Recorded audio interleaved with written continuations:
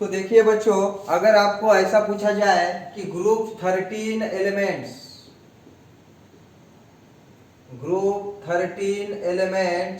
में जितने भी एलिमेंट्स है उन सभी एलिमेंट्स के लास्ट शेल में कितने इलेक्ट्रॉन्स है। ठीक है, अब देखिए अभी हमने इलेक्ट्रॉनिक कॉन्फ़िगरेशन लर्न किया है। ग्रुप 13 में जितने भी एलिमेंट्स है उन सभी एलिमेंट्स के लास्ट शेल में 3 इलेक्ट्रॉन्स है। Okay, all the elements belonging to group 13 they are going to possess 3 electrons in last shell। तो उनके लास्ट शेल में 3 इलेक्ट्रॉन्स है। अगर इनको स्टेबल होना है तो वो क्या करेंगे, एक तो 5 इलेक्ट्रॉन किसी और से लेंगे या 3 इलेक्ट्रॉन किसी और को देंगे। 5 इलेक्ट्रॉन लेने के बजाय वो 3 इलेक्ट्रॉन देना पसंद करेंगे, बिकॉज इट इज इजी।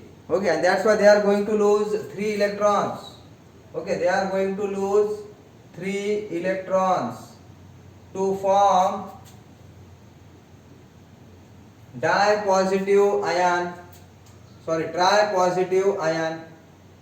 तो वो क्या करेंगे, ट्राइपॉजिटिव आयन फॉर्म करेंगे। ठीक है, तो अब देखिए अगर हमारे पास बोरॉन है और बोरॉन 3 इलेक्ट्रॉन लूज करता है तो वो खुद का कन्वर्जन B3+ में करेगा। इसको हम बोलेंगे बोरॉन आयन। अगर हमारे पास एल्यूमिनियम है तो वो भी क्या करेगा, 3 इलेक्ट्रॉन्स लूज करेगा और खुद का कन्वर्जन Al3+ में करेगा। इसको हम बोलेंगे एल्यूमिनियम आयन। अगर हमारे पास गैलियम है और गैलियम ने 3 इलेक्ट्रॉन्स लूज किए तो गैलियम खुद का कन्वर्जन गैलियम आयन में करेगा। उसी तरह अगर हमारे पास इंडियम है और इसने 3 इलेक्ट्रॉन्स लूज किए तो वो खुद का कन्वर्जन In3+ में करेगा। तो इसको हम बोलेंगे इंडियम आयन। ठीक है, उसी तरह अगर हमारे पास थैलियम है और थैलियम ने 3 इलेक्ट्रॉन्स यहाँ पर लूज किए तो थैलियम खुद का कन्वर्जन किस में करेगा, yes, it get converted into thallium 3+ and it is called as thallium ion. तो इसका मतलब ग्रुप 13 का कोई भी एलिमेंट अगर किसी भी पर्टिकुलर कंपाउंड में है, ध्यान से सुनो, ग्रुप 13 का कोई भी एलिमेंट अगर किसी भी कंपाउंड में है तो उस कंपाउंड में वो ऑलवेज इस फॉर्म में होगा। अगर बोरॉन किसी कंपाउंड में है तो बोरॉन B3+ के फॉर्म में होगा। एल्यूमिनियम अगर किसी कंपाउंड में है तो वो एल्यूमिनियम 3+ के फॉर्म में होगा। तो उस पर्टिकुलर कंपाउंड में से अगर एल्यूमिनियम को निकालना है तो एल्यूमिनियम ऑलवेज 3+ के फॉर्म में जाएगा। गैलियम अगर किसी कंपाउंड में है तो गैलियम 3+ के फॉर्म में होगा। अगर इंडियम किसी कंपाउंड में है तो वो इंडियम 3+ के फॉर्म में होगा। तो इस तरीके से हम यहाँ पर बोल सकते हैं। तो इसका मतलब group 13 elements are going to form positive ion.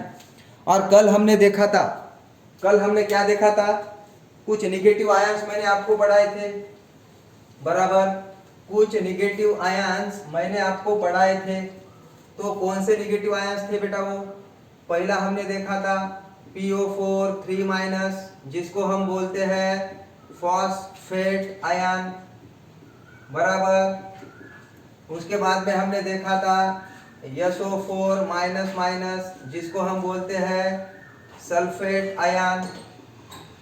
उसके बाद में हमने देखा था CO3-, जिसको हम बोलते हैं कार्बोनेट आयन। उसके बाद में हमने देखा था NO3-, जिसको हम बोलते हैं नाइट्रेट आयन। तो ये आपको याद रखना है। उसके बाद में हमने देखा था NO2-, जिसको हम बोलते हैं नाइट्राइट आयन। ओके, तो ये हो गए निगेटिव आयन। और हमारे ग्रुप 13 में पॉजिटिव आयन है। पॉजिटिव आयन और निगेटिव आयन को अगर हम एक साथ लाएंगे तो वहां पर बनेगा आयनिक कंपाउंड। ठीक है, तो मैं एल्यूमिनियम के लिए आयनिक कंपाउंड्स आपको बनाकर दिखाता हूं। ठीक है, आप देखिए एल्यूमिनियम फॉस्फेट, इसका फॉर्मूला क्या होगा। उसके बाद में एल्यूमिनियम सल्फेट, इसका फॉर्मूला क्या होगा। उसके बाद में एल्यूमिनियम कार्बोनेट, इसका फॉर्मूला क्या होगा।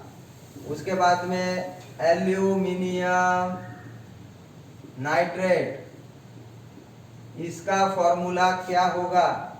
और एल्यूमिनियम नाइट्राइट, इसका फॉर्मूला क्या होगा। तो वन बाय वन मैं आपको फॉर्मूलेज बनाकर दिखाता हूं यहाँ पर। अब देखिए एल्यूमिनियम फॉस्फेट, तो ये एल्यूमिनियम फॉस्फेट किससे बना है, aluminium ion plus phosphate ion से बना है। ठीक है, तो एल्यूमिनियम आयन का सिंबल है Al3+, फॉस्फेट आयन का सिंबल है PO4 3-। अब आगे क्या करना है, एल्यूमिनियम का सिंबल लिखना है, उसके नीचे उसका चार्ज लिखना है 3, एल्यूमिनियम पे चार्ज है 3।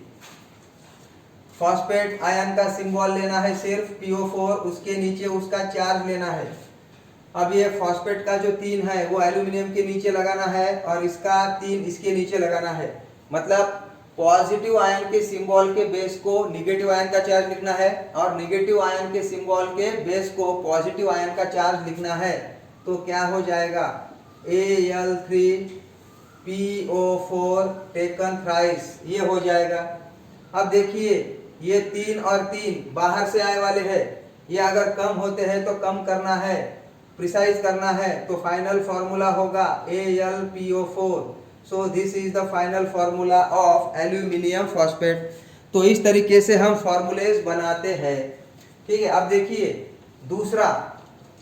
दूसरा वाला मैं आपको बताता हूँ, एल्यूमिनियम सल्फेट, ये Al3+ और SO4- से बना है।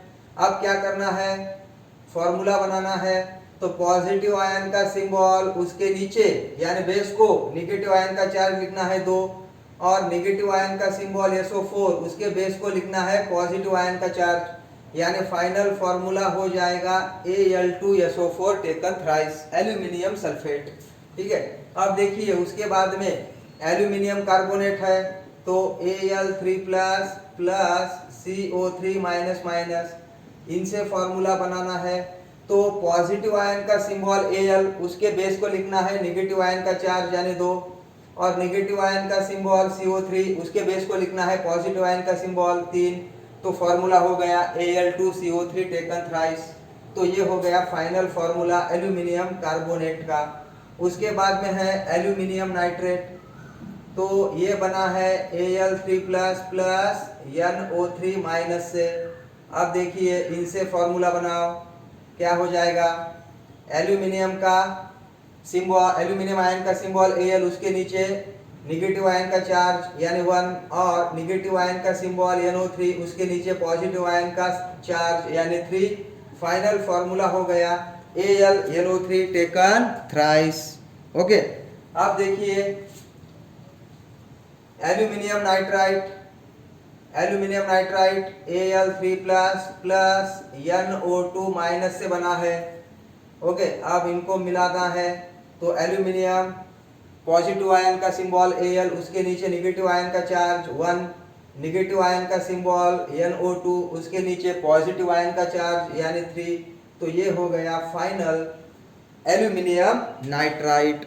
ठीक है, आई होप आप सभी को ये जो मैंने बताया है वो समझ में आ गया है। कल हम देखेंगे ग्रुप 14 के बारे में। So till tomorrow, good bye, have a nice day, take care, चलो गुड बाय।